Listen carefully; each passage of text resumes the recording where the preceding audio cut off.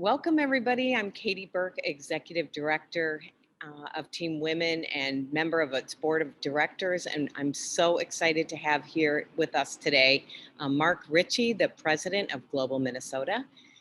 Hey, Mark.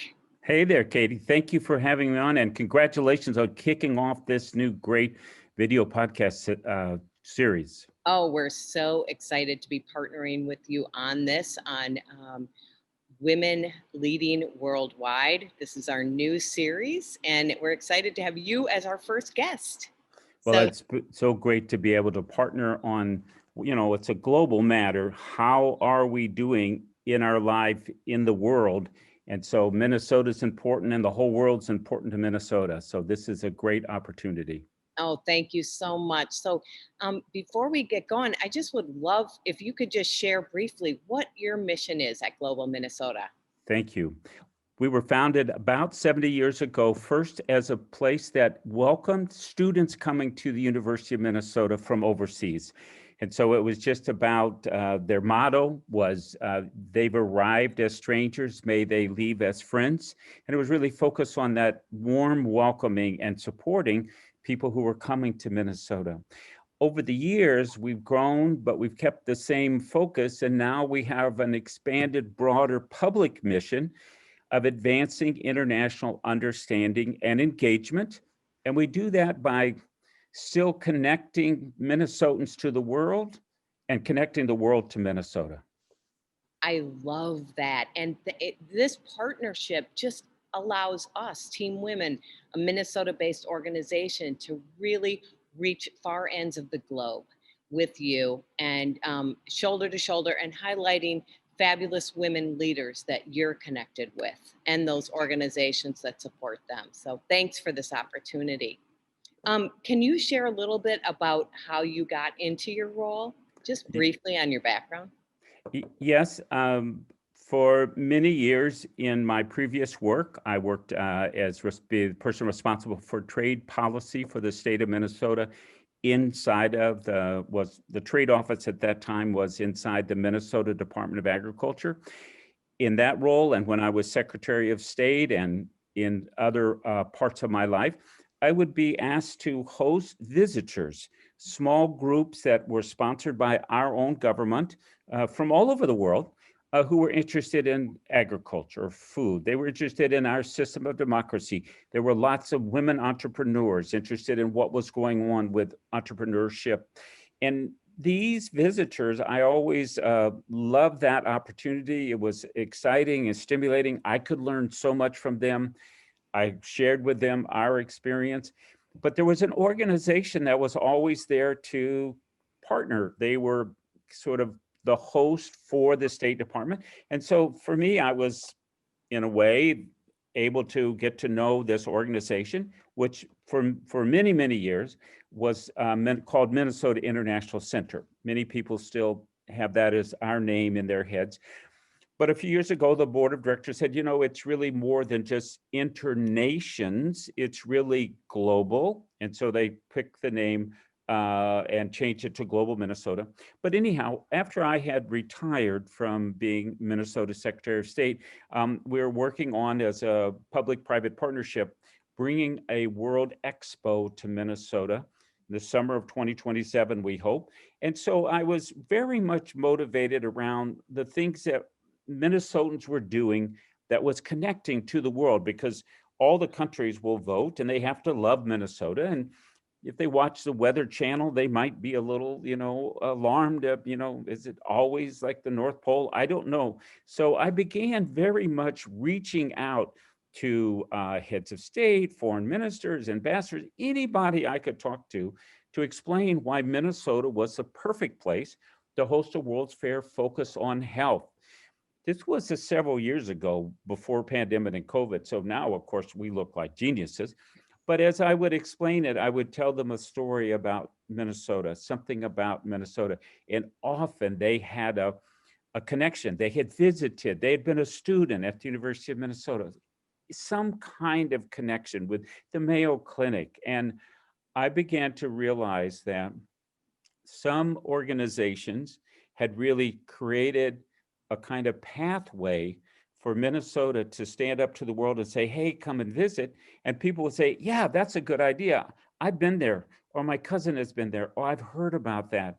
And so when I had the opportunity, because the prior president was retiring, to be able to be part of that team that was creating that kind of international reputation, international image of our beautiful state and our welcoming people, I thought, that's a perfect way to bring together all the things that I care about and love, which is everything from reaching out to students, and we continue to do that, to being in the broader world. For example, just working with our companies and working with our organizations, our church and religious group.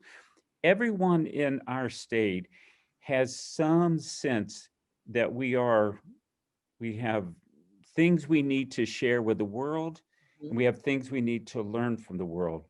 We want to be friends with people who come here, but we also want to get to know other cultures, and we want it to be a two-way street. And Global Minnesota is that organization that really does want to be that connection point. And I'm the privileged person, and I have the great honor of being able to lead that organization, and that makes it possible to partner with you and all of the different organizations that we know make up this vibrant civic life of this place we call home. Oh my gosh. Well, it's so inspiring to listen to you talk.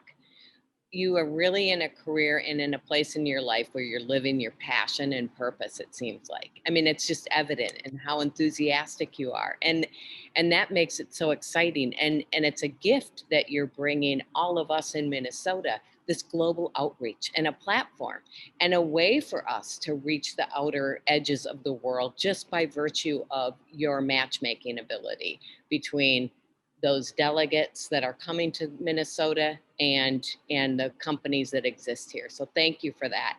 Also, I'm sure that you shared with the other delegates you're working with on the World's Fair and trying to get them here that we had the Super Bowl here, so people got people Yeah, to come to Minnesota in February in a snowstorm and still have a blast. And the Final Four, so anyway, we'll abs- create our own little, piece of heaven. absolutely. Yeah. Yeah, yeah, yeah. So, and Well, I, and we're in a special moment yeah, because the pandemic has, in a sense, stopped yeah. one of the ways that we connect, the travel, the tourism, hospitality, all the things that we do. But it has added this imperative that we find new ways, and Zoom and the portal and the digital all of a sudden has made it possible to truly connect Mhm. all Minnesotans to all corners of the planet. And we happen to have a shared experience, as awful and as terrible and tragic and how destructive this pandemic is. It is a shared experience, and it's one we can talk about. We also are almost entirely everyone facing disruptions from the climate. We Mhm. are certainly had economic challenges and dislocations because of the combination of the climate disruption and the COVID and all of this. So one of the real gifts is a very unusual word to use, but the gifts of this moment has been to be able to partner with you across the street, across town, but also to be able to connect globally. And so one example is that we are taking advantage of special days of the year that have been set aside by the United Nations to honor a certain event or a certain activity. Last October, it was World Food Day. Mhm. It was the day, it turned out to be the 75th anniversary of the founding of the world's Food and Agriculture Organization. Right after the Second World War, there was global famine, as many as 800 million people on the brink of starvation. And the US and many of the other nations of the world kind of got together and found a way, but they created an important organization. That day each year is an opportunity to connect and to think about where's the importance of food and agriculture. And But it turned out that because of the electronics, the digital, we're able to invite the international heads of all the key organizations, the World Food Program, the International Labor Organization. They're happy to come by Zoom, and fortuitous for us, the head of the World Food Program, who was our opening speaker, happened to have won the world's Nobel Peace Prize 4 days before for the role of the World Food Program in addressing the way that food is sometimes used and manipulated as a weapon of war, and as the way that civilians are really the ones who are harmed in these civil wars and these violent conflicts, and they are driven off their farms, or they lose their livelihood. And so we're coming up on another year, probably mostly still digital, still in this phase. And so we're taking that year, and we're going to take advantage of those opportunities. And fortunately for us, January 25th is International Day of Education. Now, Minnesota is famous for education. Our colleges and universities, our medical schools, our law schools, our agriculture schools, and our preschool, our kindergartens, our high schools, our lifelong learning programs, our technical training, our advanced skills training, our international program, our hosting of international students. It's where Global Minnesota was born. And so on that day, we have an opportunity to then bring the head of the UNESCO, the United Nations environment. I mean, it's the education program. So they do the education and arts and social and cultural programs. And they are the global coordinator. We'll have the international president as our kickoff, and then education international's president. We'll hear from local leaders, Sandra Samuels from Northside Achievement Zone, and former Supreme Court Justice Alan Page. But we'll also be hearing from some of the people coming into the new administration, the woman who was the chair of the transition committee for the Department of Education, and others. So we're going to take that day when people stop and pause and say, how are we doing on education? We're going to have to look hard because, for example, the theme chosen is recovery and revitalization of education for the COVID-19 generation. It's common knowledge that schools have been really decimated, girls in particular in this country, but overseas in particular, have been devastated by the loss of the opportunity of school. This has implications for food. Many children of the world in our own country, in Europe, in Africa and India, places, often we're getting their meals at school. The Mhm. whole way that people are avoiding the sort of child brides and just young people getting married or finding no other opportunity for training. So education is a central part of an informed democracy. This is the year we had a lot of discussion. Education is how we build the skills to be part of the whole society. Education is how we come to know ourselves, our culture, our history. It's where we get introduced to art and other parts of our heritage. And so that day will be an opportunity to both look at the impact of COVID-19 and the pandemic, and how's it changed things that we really do have to tackle. But we'll also be looking at where are we with education about sustainability, resilience. Hey, where is the science and technology? How are we doing in terms of diversity and inclusion? Are women involved? How about people of color and people who are just arriving and who aren't as English proficient, but are highly skilled in a technical way? We'll also look at how do we educate our kids about equity? How do we educate our children about what's happening in the climate? How do we create a population that understands that pandemics happen? We're all kind of shocked, Right. but much of Mhm. the world is not so shocked. And Yeah. so they've been very successful.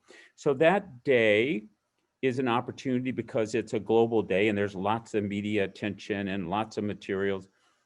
But what we're going to do is take it as an opportunity to both share what Minnesota has so that the rest of the world knows about our fabulous universities and colleges and all of these things, but we're also going to use it then to learn from people from other places. We'll have uh, um, Malala's a famous young woman who won the Peace Prize. She's got a Thank foundation that works for girls.